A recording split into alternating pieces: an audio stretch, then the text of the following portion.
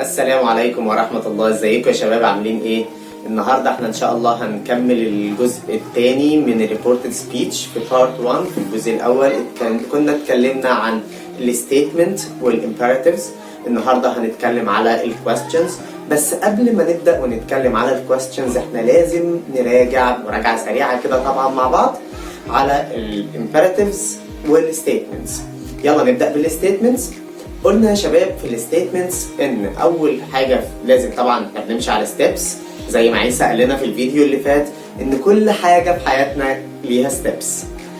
ستيب نمبر 1 طبعا change the verb. ان احنا لو عندنا الفيرب اللي بره الكوتيشنز كان said بنخليه said زي ما هو، لو كان said to بنحوله ل told. ستيب نمبر 2 omit الكوتيشنز، بنحذف الكوتيشنز وبنربط ب that. شباب انا عايز اضيف معلومه صغيره هنا ان that هي اوبشنال، احنا مش مضطرين نستخدم that، بس that عامله زي الميموري كارد بالظبط. انا دايما بسميها الميموري كارد بتاعت الستيتمنتس. لو احنا دخلنا ستور، دخلنا موبايل ستور مثلا وهنشتري ايفون، فدخلنا واشترينا الايفون اكس بلس مثلا. بعد ما خدت الموبايل وطالع من الستور لقيت الراجل اللي شغال في الستور اللي هو شوب اسيستنت بينده عليك بيقول لك ثانيه واحده يا فندم. اكيد طبعا في الوقت ده قلبك هيقع في رجلك، هتقول الفلوس كان ناقص منها حاجه او كان فيها 100 جنيه مزوره، وانت بتلف عشان ترجع له لقيته بيقول لك في ميموري كارد، الميموري كارد ده جاي هديه مع الموبايل، هتاخده ولا هتسيبه لي؟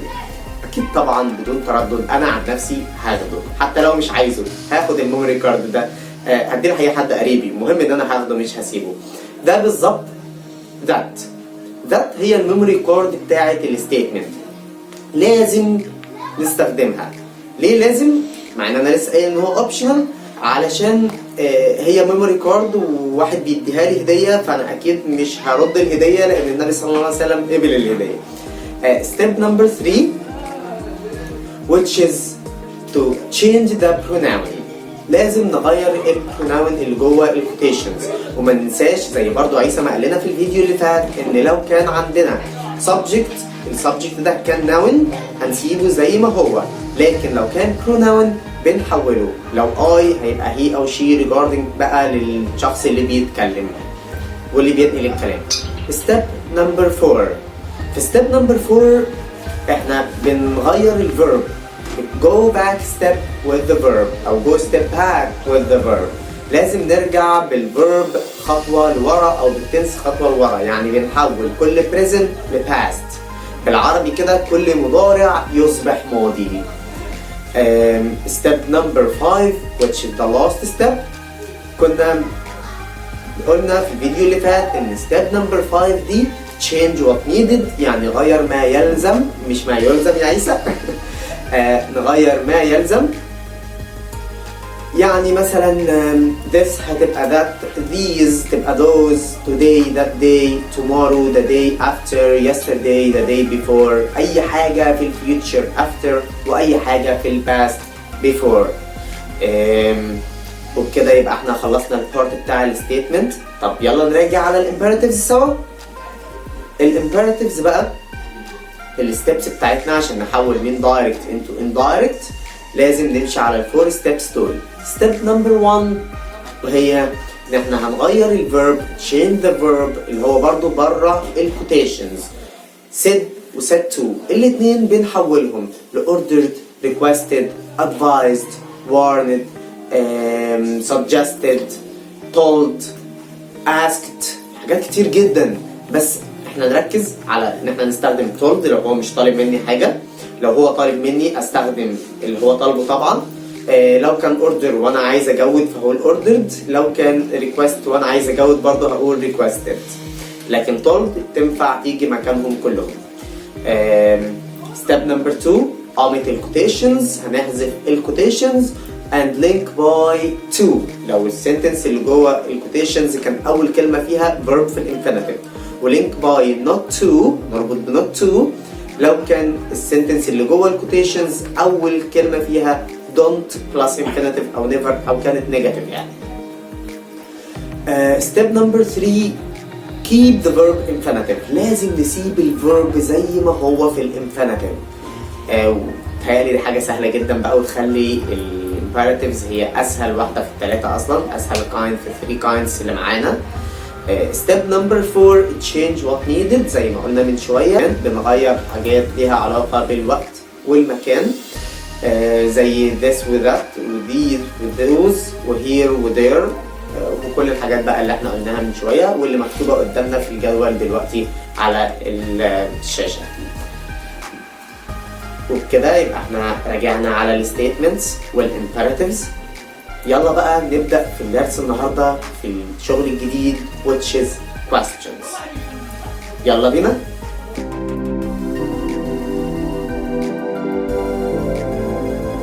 هنتكلم دلوقتي على النوع الثالث من الريكوردد سبيتش وهو الكويستشنز. شباب الكويستشنز ليها نوعين، yes or no question و WH question. تفتكروا هنبدأ بمين فيهم الأول، باليس or no ولا WH؟ احنا هنبدأ بالاثنين أصلا مع بعض، لأن الستبس بتاعت الاثنين واحد، هو ستيب واحدة بس اللي مختلفة ما بين الاثنين. الخطوات هي نفس الخطوات اللي هنعملها، هو بس في ستيب نمبر 2 اللي هي الخطوة الثانية هي اللي مختلفة. طب تعالوا ناخد اكزامبل ونبدأ نشتغل عليه بالستبس. مثلا نور said to me what are you doing now. نور said to me what are you doing now. ده question. عايزين نحوله للاندايركت، هنعمل ايه؟ هنمشي على الستبس اللي اصلا كل حاجة في حياتنا ليها ستبس. step number 1 change the verb. موجودة في الستيتمنت، موجودة في الامبيراتيف، موجودة في الكويستشن. change the verb. لو كان said أو said to هنحوله ل asked. said و said to بنحولهم لإيه؟ asked أو wanted to know.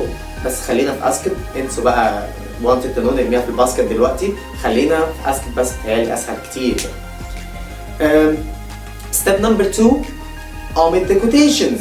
بنحذف الكوتيشنز، نحذف الأقواس الصغيرة اللي بتبقى موجودة فوق دي. وهنربط بالquestion word لو كان ده WH question. يبقى لو كان السؤال بادئ بأداة استفهام، أنا هربط بأداة الاستفهام اللي هو مديها لي، هربط بالquestion word اللي هو مديها لي. أجيب ليه من عندي حاجة أربط بيها وهو أصلا مديني في question word. طب لو كان مفيش، يعني كان yes or no question بادئ بhelping verb زي have زي do زي does زي would زي مثلا are where، هعمل ايه؟ هنا بقى ما عنديش question word، هضطر اني اجيب حاجة اربط بيها. عندي حاجتين انا ممكن اختار اي واحدة فيهم براحتي، if او whether. طبعا whether سخيفة قوي صح؟ كبيرة قوي كده، وهتلخبطني كمان ما بين كلمة weather دي و weather الطقس اللي هي WEATHER. فخليني في if لذيذة حرفين بس، وبس نبعد ايدينا من غيرنا نعمل كده. فهربط بمين؟ هربط ب if. يبقى step number 2 ان انا لو عندي question word هربط بيها، عندي أداة استفهام هستخدمها، مفيش هربط ب if او whether.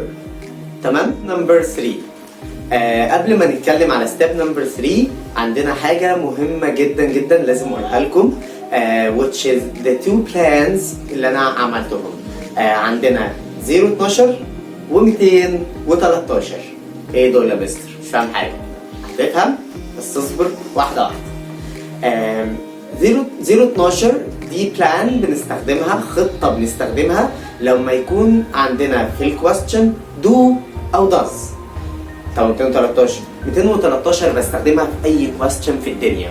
خلي بالكم 012 و 213 سواء إذا كان yes or no question ولا WH question هستخدم الاثنين دول، 012 213. 012 هي 0 1 2، 213 2 1 3. طيب يعني يا مستر بستخدم 012 مع do does و 213 مع كل الهيلبنج فيربس اللي موجوده صح؟ يعني مع اي كويستشن في الدنيا. مظبوط؟ مظبوط. برضه مش فاهم حاجه بس تظبط. هنطبق على السنتنس وهنشوفهم سوا. تعالوا السنتنس اللي قلناها من شويه، نور said to me. What are you doing now? يلا نحلها. نور asked me عشان قلنا نسيت تتحول لasked، يبقى نور asked me. هربط بالquestion word اللي موجودة عندي. نور asked me what. هاجي فوق R وأحط number 2 عشان ده مش do ولا does، يبقى R هحط فوقيها number 2. You هحط فوقيها number 1 و doing هتبقى number 3. هو في ينفع number 2 يجي قبل number 1؟ في عقل بيقول إن number 2 تيجي قبل 1؟ لا طبعا، يبقى هبدأ ب 1. 1 ده اللي هو كان you. نور لما كانت بتكلمني أنا، كانت بتقول لي you. دلوقتي أنا بتكلم عن نفسي صح؟ فبقول نور asked me فقالت لي what، هحول you ل I، يبقى what I. طب واللي كان فوقها number 2 فوق إيه؟ تمام are صح. are ده verb هحوله للباست. إيه الباست من are؟ أنا سامع حد بيقول where. مظبوط برافو عليك where، بس ما ينفعش هنا where. خلي بالكم قلنا في الفيديو اللي فات برضو لو تفتكروا كنا حطينا نوت كده صغيرة فوق الشاشة وكنا قلنا فيها إن am is و are التلاتة الباست بتاعهم was and were، علشان في الكويستشن هنيجي يكون عندنا question فيها are ونحولها لتحت ل was. هو ده هو ينفع I تاخد were؟ أكيد لأ، هنجيب الباست من are هنا هيبقى was، يبقى الباست من am و is و are هو was and were. يبقى أنا قلت نور asked me what I was doing، مش هعمل فيها حاجة طبعا. وهاجي على now وهي دي بقى آخر step which is change what needed. فناو هتتحول زي ما احنا حفظنا، تهيألي يعني حفظنا من الفيديو اللي فات إن now بتبقى then. فهقول تاني لآخر مرة الأنسر بتاعت الكويستشن. نور asked me what I was doing then. وبكده احنا خلصنا على فكرة الستبس ب 012 و 213 اللي عملناهم. هنا استخدمنا 213 عشان كان في ار. ال1 خلتنا نعمل ستيب نمبر 3 وهي ان احنا لازم نبدأ بالسبجكت. start with subject. 2 اللي هي ستيب نمبر 4 go step back with the verb. فرجعنا or خليناها بقت was في الباست. وبعد كده ستيب نمبر 5 هي change what needed اللي عملناه في now وحولناها ل then. تعالوا بس ناخد example على 012 علشان نفهمها برضو. بس هناخده المرة دي yes or no question بقى عشان يبقى خدنا واحد WH وواحد yes or no. مثلا هنقول يارا asked عمر does your sister study hard؟ تعالوا نحوله. يارا كنا قلنا فوق asked فهتنزل asked، مش هنحولها لحاجة، تبقى يارا asked عمر، ما عملناش فيها أي حاجة خالص. هنحذف الكوتيشنز. في عندنا أي أداة استفهام؟ في أي question word جوه؟ لا، يبقى هنا بما إننا حذفنا الكوتيشنز هنربط ب if. أوكي؟ يبقى يارا asked عمر if. تعالوا نشوف بقى 012 ولا 213. هو في does صح؟ يبقى هنا 012 هحط فوق does او اللي هي 0 و your sister عشان ده السبجكت 1 و study number 2. هو ينفع يعني دايما انا كنت بسمع مدرسين الماث ومدرسين الرياضه بيقولوا ان الزيرو على الليفت زي الزفت. اسمعها كتير قوي. زيرو على الليفت زي الزفت. حقيقي فعلا هو زي الزفت ملوش لازمه. فعندنا كمان هنشيله خالص يبقى does ودو مالهمش لازمه في السنتنس، هنرميهم مالهمش وجود عندنا في السنتنس خالص. طب يبقى نمبر 1 اللي هو your sister. هو كانت دول او البنوته اللي بنتكلم عليها كانت بتكلم عمر. يارا كانت بتكلم عمر. فهنقول هنا your sister هتتحول ل his sister. انا دلوقتي اللي بنقل الكلام بتاع يارا لما كانت بتكلم عمر وانا مش عمر، فهقول his sister.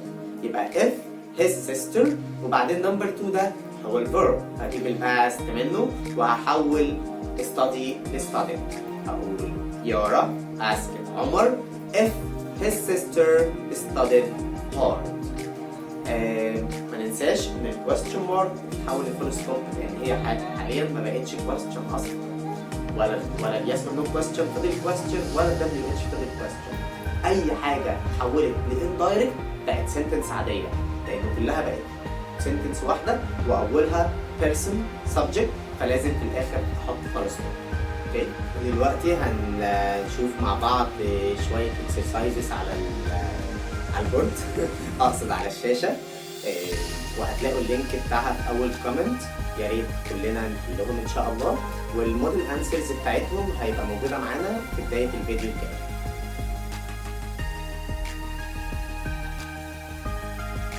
كده يبقى انتهينا من الحلقه بتاعتنا النهارده، شرحنا الكويستشنز وكده خلصنا الستيتمنت imperatives and questions، كده خلصنا ريبورت سبيتش كلها. ان شاء الله الحلقه الجايه هتبقى حلقه مختلفه خالص عن كل اللي فات باذن الله، هنشرح فيها how to study vocabulary، ازاي تذاكر الفوكابولاري في البيت، تقدر تذاكرها ازاي، تحفظ الكلمات بطريقه سهله ازاي، هناخد افضل طريقه ممكن نذاكر بيها الفوكابولاري باذن الله.